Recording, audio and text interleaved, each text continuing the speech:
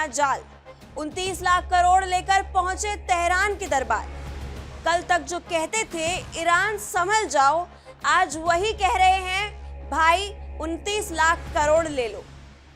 नमस्कार, मैं हूं प्रिया सिंह और आप देख रहे हैं विश्व युद्ध।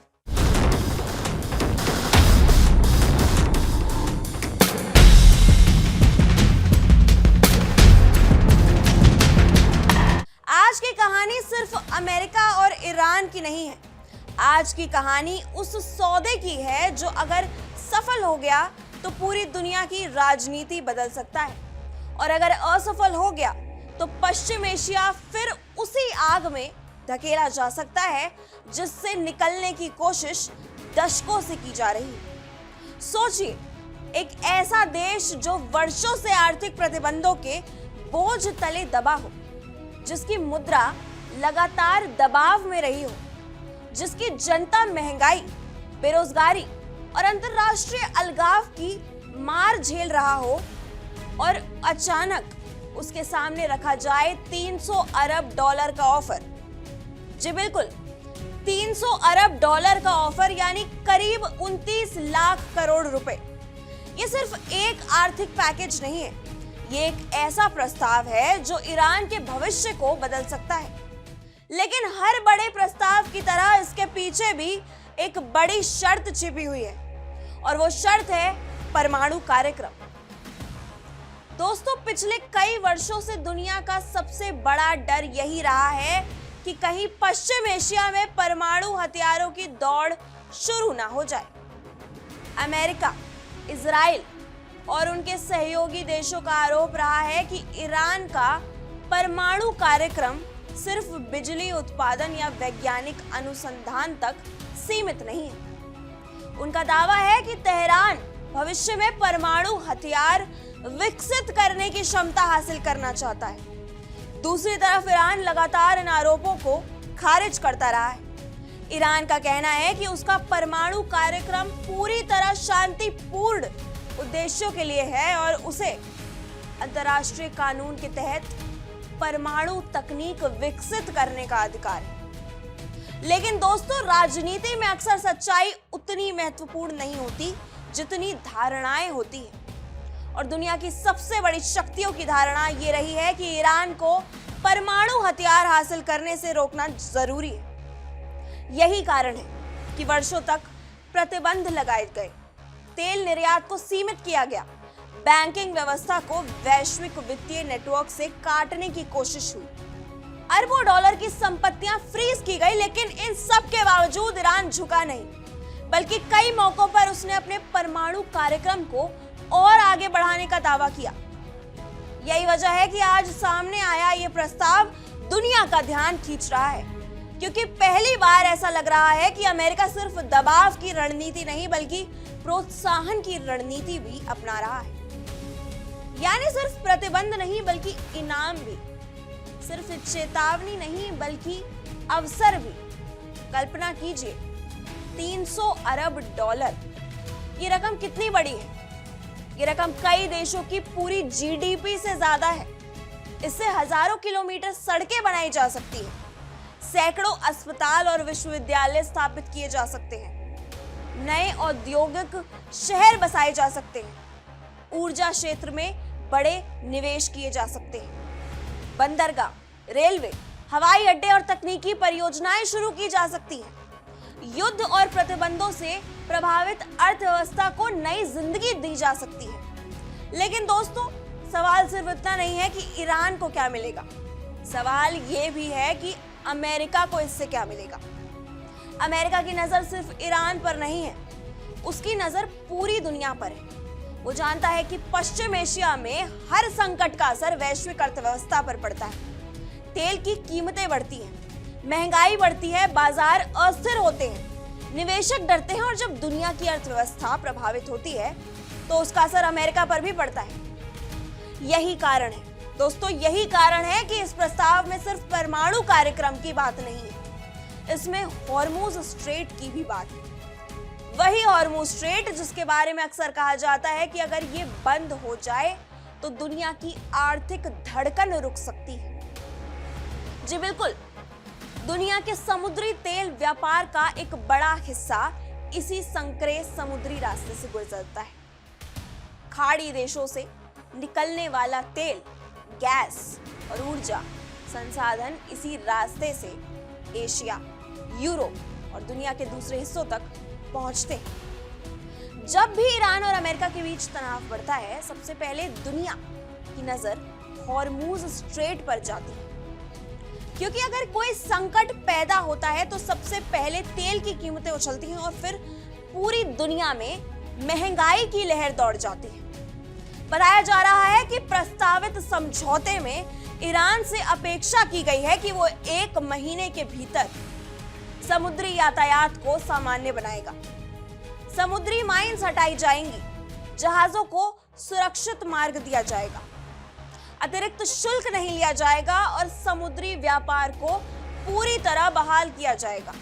बदले में अमेरिका नौसैनिक दबाव कम करने और आर्थिक प्रतिबंधों में राहत देने पर विचार करेगा।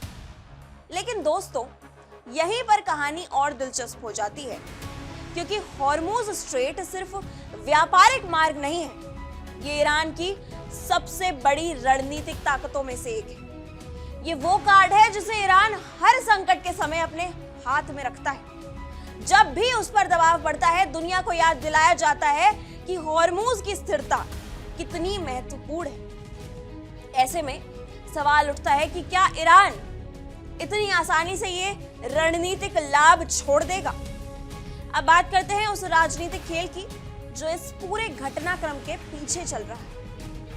अमेरिकी राष्ट्रपति डोनाल्ड ट्रंप लगातार दावा कर रहे हैं कि दोनों देश समझौते के करीब हैं। ये दावा सिर्फ विदेश नीति का बयान नहीं है, इसके पीछे घरेलू राजनीतिक भी छिपी हुई है। जी बिल्कुल, अमेरिका में हर राष्ट्रपति चाहता है कि उसे एक ऐसे नेता के रूप में याद किया जाए जिसने बड़े अंतर्राष्ट्रीय संकटों को सुलझाया।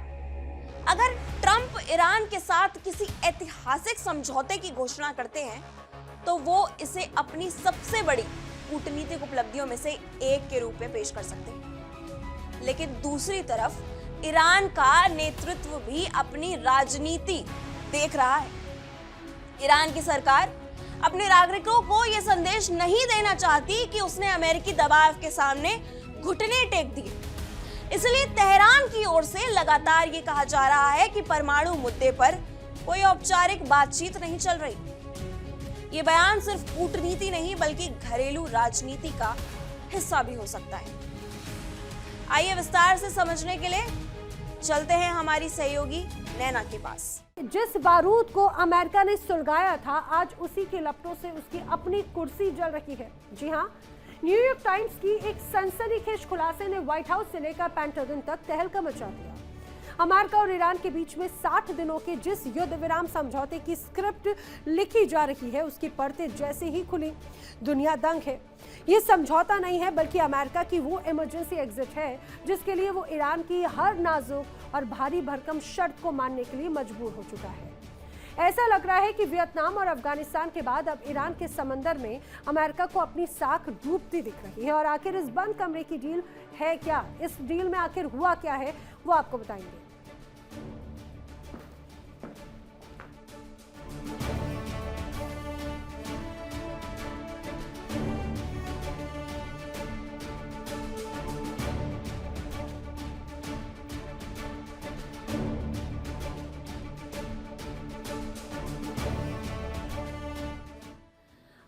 आइए अब आपको बताते हैं वो आंकड़े जिससे पूरी दुनिया के होश उड़ा दिए। जो अमेरिका ईरान पर दुनिया भर के प्रतिबंध लगाता था, जो अमेरिका ईरान की अर्थव्यवस्था को कुचलने का दावा करता था, आज वही अमेरिका ईरान की झोली में क्या डालने जा रहा है? 300 अरब डॉलर। जी हां, अमेरिका ईरान की झोली में डालेगा 300 अरब डॉलर, यानी भारतीय रुपए की अगर बात करें तो करीब करीब 28.5 लाख करोड़। सोचिए जरा, इतनी बड़ी रकम का फंड और साथ में अमेरिकी कंपनियों के निवेश को का एक तरह से रेड कार्पेट। ईरान के एक बड़े अधिकारी ने इसे न्यूयॉर्क टाइम्स के सामने रिकंस्ट्रक्शन प्रोग्राम का नाम दिया। मतलब साफ है, अंतिम समझौते पर दस्तखत होते ही अमेरिका ईरान की तिजोरी को डॉलरों से भर देगा। लेकिन रुकिए जरा, सवाल ये है कि ये मदद है या फिर ईरान के गुस्से को शांत करने के लिए एक तरह से दी जा रही दुनिया की सबसे बड़ी आर्थिक रिश्वत। अमेरिका की ये बेचैनी बताती है कि वो किसी भी हाल में किसी भी कीमत पर बाय हुक और क्रुक मिडिल ईस्ट के इस मोर्चे को बंद करना चाहता है, क्योंकि ये युद्ध उसके लिए सरदर्दी बन चुका है। चाहे उसके लिए उसे अपना खजाना खाली ही क्यों ना करना पड़े, लुटाना क्यों ना पड़े।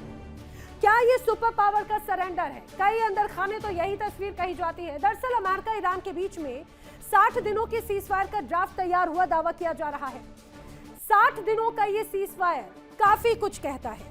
अब बताया जा रहा है कि 60 दिनों की सीजफायर का जो ड्राफ्ट है वो तैयार हो चुका है और जंग की आग से निकलने के लिए अमेरिका में भारी बेचैनी नजर आती है। क्यों ऐसा दावा किया जा रहा है? दरअसल एक रिपोर्ट आई, न्यूयॉर्क टाइम्स का दावा है, पर्दे के पीछे एक तरह से महाडील चल रही है। इस डील में ईरान को 300 अरब डॉलर का भारी भरकम फंड मिलेगा, करीब करीब 28.5 लाख करोड़ रुपए की आर्थिक मदद का प्रस्ताव। ईरान में सीधे निवेश एक तरह से दिग्गज कम कर सकते हैं। अमेरिकी कंपनियां एक तरह से वहां पर जा सकती हैं। ईरानी अधिकारियों की अगर बात की जाए तो कह रहे हैं कि भाई ये हमारा रिकंस्ट्रक्शन प्रोग्राम है और रिकंस्ट्रक्शन प्रोग्राम के लिए ही अमेरिका की तरफ से 28.5 लाख करोड़ की बड़ी राशि ईरान को दी जा रही है, झोली भर दी जा रही है अमेरिका की तरफ से। इधर अमेरिका की सांसें अटकी हैं और उधर अमेरिकी राष्ट्रपति डोनाल्ड ट्रंप अपनी पीठ खुद थपथपा रहे हैं। दरअसल डोनाल्ड ट्रंप तो ये दावा कर रहे हैं कि दोनों देश परमाणु कार्यक्रम पर समझौते के बहुत करीब पहुंच चुके हैं। ट्रंप चिल्ला कर दुनिया को ये बताने की कोशिश करते हैं ईरान अब परमाणु बम नहीं बनाने वाला है, उसका जो एनरिच्ड यूरेनियम है वो पूरी तरह से नष्ट कर दिया जाएगा। लेकिन जरा रुकिएगा, ट्रंप की ये जो एक बड़ी बड़ी हेडिंग्स हैं उस पर तेहरान ने वो तमाचा जड़ दिया जिसकी गूंज वॉशिंगटन तक सुनाई देती है। कैसे? ईरान के विदेश मंत्रालय के प्रवक्ता इस्माइल बघई ने डोनाल्ड ट्रंप के इन तमाम दावों को सिरे से खारिज कर दिया। दोस्तों, इतिहास गवाह है कि अमेरिका और ईरान के बीच अविश्वास इतना गहरा है कि सिर्फ एक समझौता उसे खत्म नहीं कर सकता। 1969 की क्रांति से लेकर आज तक दोनों देशों ने एक दूसरे को संदेह की नजर से देखा है। कभी दूतावास संकट हुआ, कभी प्रतिबंध लगे, कभी सैन्य टकराव की आशंकाएं पैदा हुई, कभी युद्धों के आरोप लगे, कभी परमाणु समझौते बने और फिर टूट गए। ऐसे में अगर आज दोनों देश फिर बातचीत की मेज पर लौट रहे हैं तो ये अपने आप में एक बड़ी बात है। लेकिन दोस्तों, इस कहानी का एक और पहलू है जो अक्सर नजरअंदाज हो जाता है और वो है आम लोगों की जिंदगी। अमेरिका में शेयर बाजार भले ही ऊंचाइयों पर पहुंच रहे हो, लेकिन आम अमेरिकी परिवारों की स्थिति उतनी आसान नहीं है। ऊर्जा की लागत बढ़ी हुई है, महंगाई का दबाव है, बचत घट रही है, वास्तविक आय में गिरावट देखी जा रही है। इसका मतलब यह है कि वॉल स्ट्रीट और आम नागरिक के अनुभव में बड़ा अंतर दिखाई दे रहा है। निवेशक खुश हो सकते हैं क्योंकि उन्हें लगता है कि पश्चिम एशिया में तनाव कम होगा, लेकिन आम परिवार तब खुश होगा जब उसके पेट्रोल का बिल कम होगा, जब उसके घर का खर्च कम होगा, जब उसकी आय बढ़ेगी। इसीलिए ये संभावित समझौता सिर्फ विदेश नीति का मुद्दा नहीं है, ये आर्थिक मुद्दा भी है, ये राजनीतिक मुद्दा भी है, ये ऊर्जा सुरक्षा का मुद्दा भी है और ये वैश्विक स्थिरता का मुद्दा भी है। भारत के लिए भी ये घटनाक्रम बेहद महत्वपूर्ण है। भारत अपनी ऊर्जा जरूरतों का बड़ा हिस्सा आयात करता है। अगर पश्चिम एशिया में स्थिरता आती है तो तेल की कीमतें पर सकारात्मक असर पड़ सकता है। अगर हॉर्मुज स्ट्रेट सुरक्षित रहता है तो सप्लाई चेन मजबूत होगी। अगर प्रतिबंधों में डील आती है तो भारत और ईरान के बीच व्यापारिक संबंधों के नए अवसर खुल सकते हैं। इसलिए नई दिल्ली भी इन घटनाक्रमों पर बेहद करीबी नजर बनाए हुए है। लेकिन दोस्तों, अंत में सारी कहानी एक ही सवाल पर आकर रुक जाती है। क्या पैसा भरोसा खरीद सकता है? क्या 29 लाख करोड़ रुपए दशकों की दुश्मनी खत्म कर सकते हैं? क्या अरबों डॉलर का पैकेज उन जख्मों को भर सकता है जो वर्षों के संघर्ष और अविश्वास ने छोड़े? क्या अमेरिका और ईरान वास्तव में एक नए अध्याय की शुरुआत करने जा रहे हैं, या फिर ये प्रस्ताव भी उन तमाम कोशिशों की तरह अधूरा रह जाएगा जिनका अंत आरोपों, अविश्वास और टूटती बातचीत में हुआ। इस वक्त दुनिया इंतजार कर रही है, बाजार इंतजार कर रहा है, तेल कंपनियां इंतजार कर रही है, निवेशक इंतजार कर रहे हैं, पश्चिम एशिया इंतजार कर रहा है और शायद इतिहास भी इंतजार कर रहा है, क्योंकि आने वाले दिनों में जो फैसला होगा वो सिर्फ अमेरिका और ईरान का भविष्य तय नहीं करेगा, बल्कि ये भी तय करेगा कि आने वाले वर्षों में दुनिया शांति की तरफ बढ़ेगी या फिर एक बार फिर टकराव की उसी पुरानी राह पर लौट जाएगी। और यही वजह है कि 29 लाख करोड़ रुपए का ये प्रस्ताव सिर्फ एक आर्थिक खबर नहीं है, ये एक ऐसी कहानी है जिसकी गूंज वॉशिंगटन से लेकर तेहरान, तेल अवीव से लेकर बीजिंग, मॉस्को से लेकर नई दिल्ली तक सुनाई दे रही है, और जिसका अगला अध्याय पूरी दुनिया सांस रोककर देख रही है। क्योंकि दोस्तों, अगर हम गहराई से देखें तो ये लड़ाई सिर्फ अमेरिका और ईरान के बीच नहीं है, ये लड़ाई प्रभाव की है, संसाधनों की है, ऊर्जा की है और सबसे बढ़कर भविष्य के विश्व व्यवस्था की है। आज दुनिया एक ऐसे दौर में खड़ी है जहां हर बड़ा फैसला केवल 2 देशों को प्रभावित नहीं करता, बल्कि उसके झटके पूरी दुनिया में महसूस किए जाते हैं। जरा सोचिए, अगर ये समझौता सफल हो जाता है तो सबसे पहला फायदा किसे होगा? तेल बाजार को। पिछले कई वर्षों से पश्चिम एशिया में तनाव का हर दौर कच्चे तेल की कीमतों को प्रभावित करता रहा है।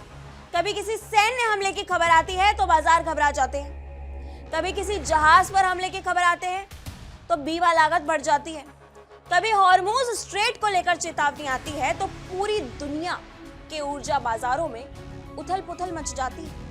लेकिन अगर अमेरिका और ईरान किसी स्थायी व्यवस्था पर पहुंच जाते हैं तो ऊर्जा बाजारों को वो स्थिरता मिल सकती है जिसका इंतजार वर्षों से किया जा रहा है।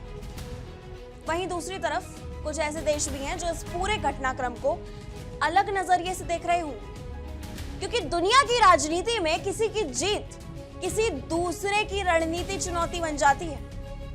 अगर ईरान पर लगे प्रतिबंधों में ढील आती है और उसकी अर्थव्यवस्था दोबारा गति पकड़ती है तो पश्चिम एशिया में शक्ति संतुलन बदल सकता है। क्षेत्रीय प्रतिस्पर्धाएं नई दिशा ले सकती हैं, नए गठबंधन बन सकते हैं, पुराने समीकरण टूट सकते हैं।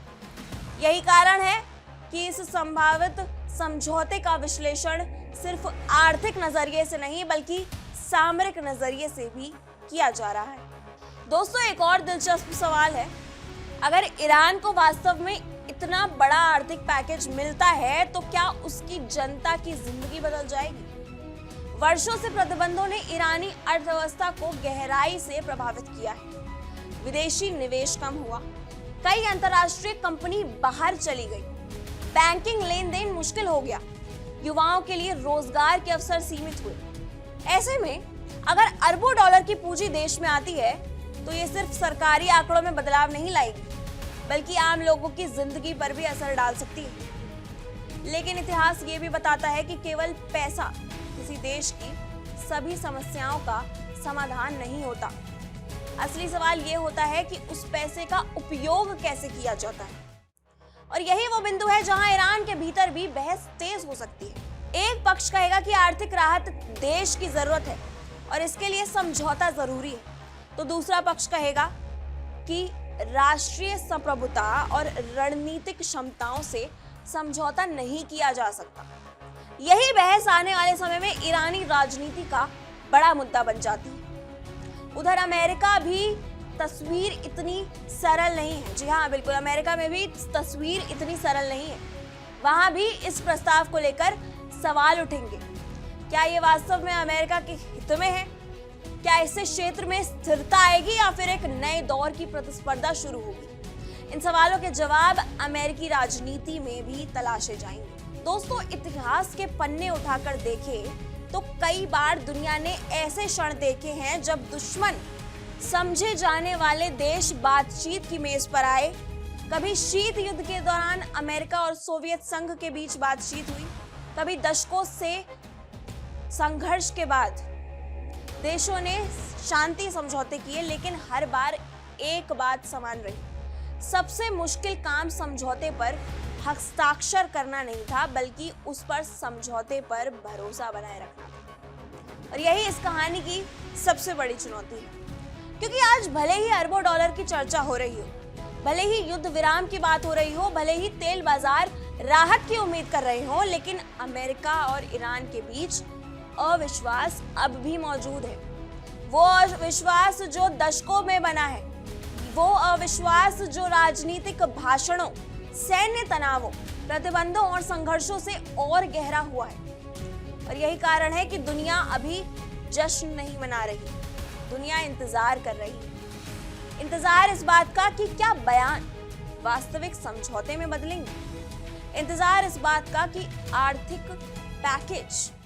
क्या आर्थिक पैकेज कागजों से निकलकर वास्तविकता बनेगा। इंतजार इस बात का कि क्या परमाणु मुद्दे पर कोई ऐसा रास्ता निकलेगा जिसे दोनों पक्ष स्वीकार कर सकेंगे। और इंतजार इस बात का कि क्या हॉर्मुज स्ट्रेट आने वाले वर्षों में संघर्ष का प्रतीक रहेगा या फिर सहयोग और स्थिरता का प्रतीक बनेगा।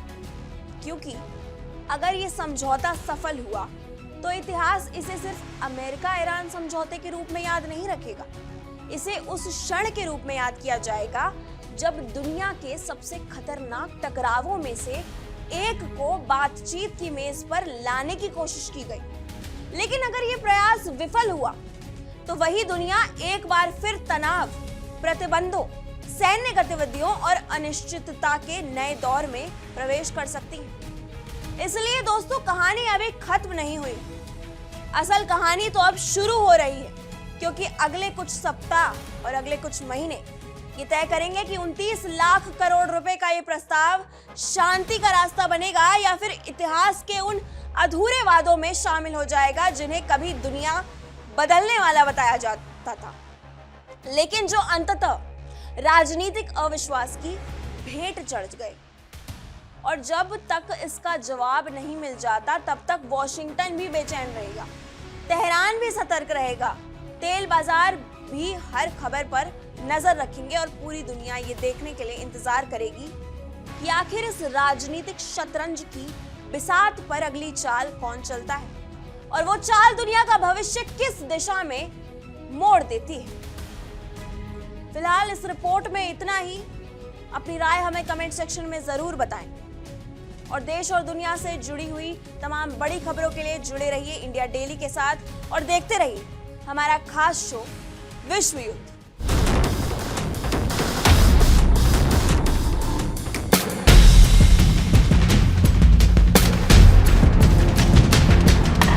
देखिए इंडिया डेली 24/7 अब आपके स्मार्ट टीवी पर। इंडिया डेली मौजूद है सभी डिजिटल प्लेटफॉर्म पर लाइव और लगातार। इंडिया डेली 24/7 हर दिन राष्ट्र को समर्पित।